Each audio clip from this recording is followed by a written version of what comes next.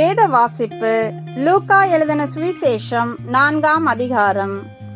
இயேசு பரிசுத்த ஆவியினாலே நிறைந்தவராய் யோர்தானை விட்டு திரும்பி ஆவியானவராலே வனாந்தரத்திற்கு கொண்டு போகப்பட்டு 40 நாள் பிசாசினால் சோதிக்கப்பட்டார். அந்த நாட்களில் அவர் ஒன்றும் புசியாதிருந்தார். அந்த நாட்கள் முடிந்த பின்பு அவருக்கு பசி உண்டாயிற்று. அப்பொழுது பிசாசு அவரை நோக்கி, நீர் தேவனுடைய குமாரனேயானால் இந்த கல் அப்பமாகும்படி சொல்லும் என்றான். அவர் பிரதியுத்தரமாக, மனுஷன் அப்பத்தினாலே மாத்திரமல்ல, தேவனுடைய ஒவ்வொரு வார்த்தையினாலும் பிழைப்பான் என்று எழுதியிருக்கிறதே என்றார். பின்பு பிசாசு அவரை உயர்ந்த மலையின் மேல் கொண்டு போய் உலகத்தின் சகல ராஜ்யங்களையும் ஒரு நிமிஷத்திலே அவருக்கு காண்பித்து, இவைகள் எல்லாவற்றின் மேலும் உள்ள அதிகாரத்தையும் இவைகளின் மகிமையையும் உமக்கு தருவேன். இவைகள் எனக்கு ஒப்பு கொடுக்கப்பட்டிருக்கிறது. எனக்கு இஷ்டமானவனுக்கு இவைகளை கொடுக்கிறேன். நீர் என்னை பணிந்து கொண்டால் எல்லாம் உம்முடையதாகும் என்று சொன்னான். இயேசு அவனுக்கு பிரதியுத்தரமாக, எனக்கு பின்னாக போ சாத்தானே, உன் தேவனாகிய கர்த்தரை பணிந்து கொண்டு அவர் ஒருவருக்கே ஆராதனை செய்வாயாக என்று எழுதியிருக்கிறதே என்றார். அப்பொழுது அவன் அவரை எருசலேமுக்கு கொண்டு போய் தேவாலயத்து உப்புரிகையின் மேல் அவரை நிறுத்தி, நீர் தேவனுடைய குமாரனேயானால் இங்கே இருந்து தாளகுதியும். ஏனெனில் உம்மை காக்கும்படிக்கு தம்முடைய தூதர்களுக்கு உம்மை குறித்து கட்டளையிடுவார் என்றும், உமது பாதம் கல்லில் இடராதபடிக்கு அவர்கள் உம்மை கைகளில் ஏந்தி கொண்டு போவார்கள் என்றும் எழுதியிருக்கிறது என்று சொன்னான். அதற்கு இயேசு, உன் தேவனாகிய கர்த்தரை பரீட்சை பாராதிருப்பாயாக என்று சொல்லியிருக்கிறதே என்றார். பிசாசானவன் சோதனையெல்லாம் முடித்த பின்பு சில காலம் அவரை விட்டு விலகி போனான். பின்பு இயேசு ஆவியானவருடைய பலத்தினாலே கலிலேயாவுக்கு திரும்பி போனார். அவருடைய கீர்த்தி சுற்றிலும் இருக்கிற தேசம் எங்கும் பரம்பிற்று. அவர்களுடைய ஜெப ஆலயங்களில் அவர் உபதேசித்து எல்லாராலும் புகழப்பட்டார். தாம் வளர்ந்த ஊராகிய நாசரேத்துக்கு அவர் வந்து தம்முடைய வழக்கத்தின்படியே ஓய்வு நாளில் ஜெப ஆலயத்திலே பிரவேசித்து வாசிக்க எழுந்து நின்றார். அப்பொழுது ஏசாயா தீர்க்கதரிசியின் புஸ்தகம் அவரிடத்தில் கொடுக்கப்பட்டது. அவர் புஸ்தகத்தை விரித்தபோது, கர்த்தருடைய ஆவியானவர் என்மேல் இருக்கிறார், தரித்திரருக்கு சுவிசேஷத்தை பிரசங்கிக்கும்படி என்னை அபிஷேகம் பண்ணினார். இருதயம் நறுங்குண்டவர்களை குணமாக்கவும், சிறைப்பட்டவர்களுக்கு விடுதலையையும், குருடருக்கு பார்வையையும் பிரசித்தப்படுத்தவும், நொறுங்குண்டவர்களை விடுதலையாக்கவும், கர்த்தருடைய அனுக்கிரக வருஷத்தை பிரசித்தப்படுத்தவும் என்னை அனுப்பினார் என்று எழுதியிருக்கிற இடத்தை அவர் கண்டு வாசித்து புஸ்தகத்தை சுருட்டி பணிவிடைக்காரனிடத்தில் கொடுத்து உட்கார்ந்தார். ஜெப ஆலயத்திலுள்ள எல்லாருடைய கண்களும் அவர் மேல் நோக்கமாயிருந்தது. அப்பொழுது அவர் அவர்களோட பேசத் தொடங்கி, உங்கள் காதுகள் கேட்க இந்த வேத வாக்கியம் இன்றைய தினம் நிறைவேறிற்று என்றார்.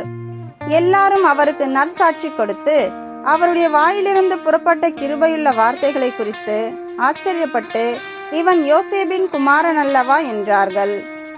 அவர் அவர்களை நோக்கி, வைத்தியனே, உன்னைத்தானே குணமாக்கிக்கொள் என்கிற பழமொழியை சொல்லி, நாங்கள் கேள்விப்பட்டபடி கப்பர்நகூம் ஊரில் உன்னால் செய்யப்பட்ட கிரியைகள் எவைகளோ அவைகளை உன் ஊராகிய இவ்விடத்திலும் செய் என்று நீங்கள் என்னுடன் சொல்லுவீர்கள் என்பது நிச்சயம். ஆனாலும் தீர்க்கதரிசி ஒருவனும் தன் ஊரிலே அங்கீகரிக்கப்பட மாட்டான் என்று மெய்யாகவே உங்களுக்கு சொல்லுகிறேன். அன்றியும் எலியாவின் நாட்களிலே 3 வருஷமும் 6 மாதமும் வானம் அடைப்பட்டு தேசமெங்கும் மிகுந்த பஞ்சம் உண்டாயிருந்த போது இஸ்ரவேலருக்குள் அநேகம் விதவைகள் இருந்தார்கள். ஆயினும் எலியா சீதோன் நாட்டிலுள்ள சரெப்தா ஊரிலிருந்த ஒரு விதவையினிடத்திற்கு அனுப்பப்பட்டானே அல்லாமல் மற்றொருத்தினிடத்திற்கும் அனுப்பப்படவில்லை. அல்லாமலும் எலிசா தீர்க்கதரிசியின் காலத்திலே இஸ்ரவேலருக்குள்ளே அநேகம் குஷ்டரோகிகள் இருந்தார்கள். ஆயினும் சீரியா தேசத்தான் ஆகிய நாகமானே அல்லாமல் அவர்களில் வேறொருவனும் சுத்தமாக்கப்படவில்லை என்று சத்தியத்தின்படியே உங்களுக்கு சொல்லுகிறேன் என்றார். ஜெப ஆலயத்திலிருந்த எல்லாரும் இவைகளை கேட்ட பொழுது கோபமுண்டு எழுந்திருந்து அவரை ஊருக்கு புறம்பே தள்ளி தங்கள் ஊர் கட்டப்பட்டிருந்த செங்குத்தான மலையின் சிகரத்திலிருந்து அவரை தலைகீழாய் தள்ளிவிடும்படிக்கு அவ்விடத்திற்கு கொண்டு போனார்கள். அவரோ அவர்கள் நடுவினின்று கடந்து போய்விட்டார். பின்பு அவர் கலிலேயாவிலுள்ள கப்பர்நகும் பட்டணத்துக்கு வந்து ஓய்வு நாட்களில் ஜனங்களுக்கு போதகம் பண்ணினார். அவருடைய வசனம் அதிகாரமுள்ளதா இருந்தபடியால் அவருடைய போதகத்தை குறித்து அவர்கள் ஆச்சரியப்பட்டார்கள். ஜெப ஆலயத்திலே அசுத்த ஆவி பிடித்திருந்த ஒரு மனுஷன் இருந்தான். அவன், ஐயோ, நசரேயனாகிய இயேசுவே, எங்களுக்கும் உமக்கும் என்ன? எங்களை கெடுக்கவா வந்தீர்? உம்மை இன்னார் என்று அறிவேன். நீர் தேவனுடைய பரிசுத்தர் என்று உரத்த சத்தமிட்டான். அதற்கு இயேசு, நீ பேசாமல் இவனை விட்டு புறப்பட்டு போ என்று அதை அதட்டினார். அப்பொழுது பிசாசு அவனை ஜனங்களின் நடுவே விழத்தள்ளி அவனுக்கு ஒரு சேதமும் செய்யாமல் அவனை விட்டு போய்விட்டது. எல்லாரும் ஆச்சரியப்பட்டு, இது என்ன வார்த்தையோ? அதிகாரத்தோடும் வல்லமையோடும் அசுத்த ஆவிகளுக்கும் கட்டளையிடுகிறார், அவைகள் புறப்பட்டு போகிறதே என்று ஒருவரோடொருவர் பேசிக்கொண்டார்கள். அவருடைய கீர்த்தி சுற்றிலும் இருந்த நாடுகளில் உள்ள இடங்களிலெல்லாம் பிரசித்தமாயிற்று. பின்பு அவர் ஜெப ஆலயத்தை விட்டு புறப்பட்டு சீமோன் வீட்டில் பிரவேசித்தார். சீமோனுடைய மாமி கடும் ஜுரமாய் கிடந்தால் அவளுக்காக அவரை வேண்டிக் கொண்டார்கள். அவர் அவளிடத்தில் குனிந்து நின்று ஜுரம் நீங்கும்படி கட்டளையிட்டார். அது அவளை விட்டு நீங்கிற்று. உடனே அவள் எழுந்திருந்து அவர்களுக்கு பணிவிடை செய்தாள். சூரியன் அஸ்தமித்த போது ஜனங்கள் எல்லாரும் தங்களுக்குள்ள பல பல வியாதிகளால் வருத்தப்பட்டவர்களை அவரிடத்தில் கொண்டு வந்தார்கள். அவர்கள் ஒவ்வொருவர் மேலும் அவர் தம்முடைய கைகளை வைத்து அவர்களை சொஸ்தமாக்கினார். பிசாசுகளும் நீர் தேவனுடைய குமாரனாகிய கிறிஸ்து என்று சத்தமிட்டு அநேகரை விட்டு புறப்பட்டது. அவரை கிறிஸ்து என்று பிசாசுகள் அறிந்திருந்தபடியால் அவர் அவைகளை பேச ஒட்டாமல் அதட்டினார். உதயமான போது அவர் புறப்பட்டு வனாந்தரமான ஓரிடத்திற்கு போனார்.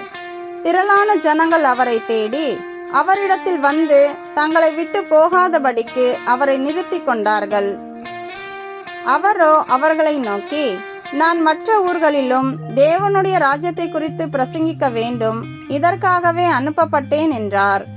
அந்தபடியே கலிலேயா நாட்டிலுள்ள ஜெப ஆலயங்களில் பிரசங்கம் பண்ணி கொண்டு வந்தார்.